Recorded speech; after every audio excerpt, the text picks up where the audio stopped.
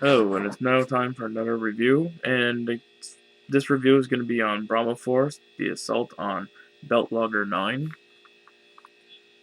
which is a first-person shooter on the PlayStation 1, and it was made by Jaleco and Genko. It's about this ship that they don't hear anything from in a long while, and they send these mecha assault team, which is called the Brahma Force, in, and then they learn that the ship is being overtaken by a virus. Well, Vega, they call it Vega, and at the end, uh, Vega sends all these robots after you. The turrets turn against you. Everything turns against you.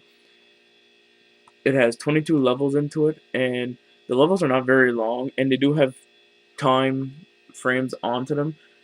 Like, I think it's 10-15 minutes per level.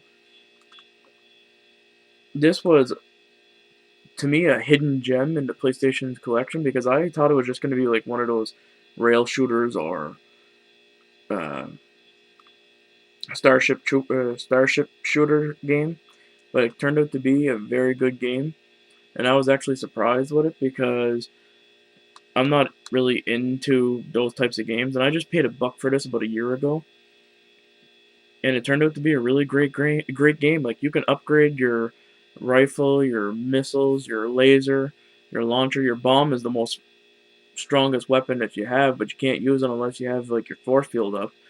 Um, you get faster abilities like walking faster.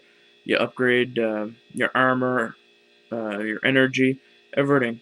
And as you go through the game, you upgrade more and more. And I had to replay this game twice because I went into the last level and I only had like 1,000, well, hit points left. And against the last boss, that's really nothing because his missiles will destroy you like nothing.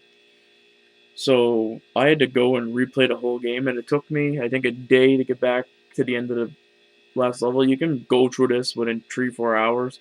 It's not a very long game. Um,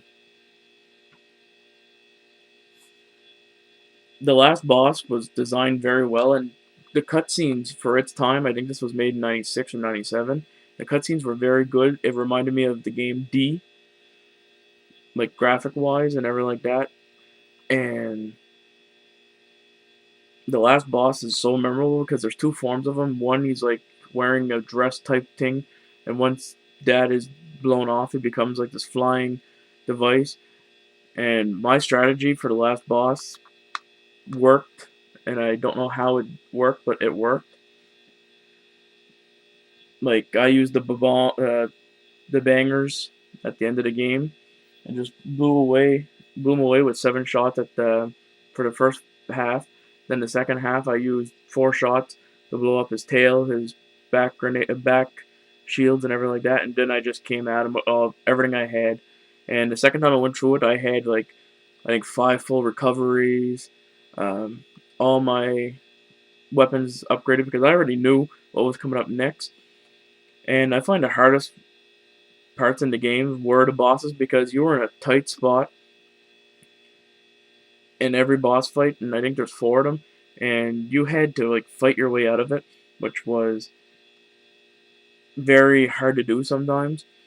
But like I said, I really recommend this game. It's a hidden gem in the PlayStation 1 library, I find, and I really enjoyed it. So if you see it, pick it up because I did, and I was surprised.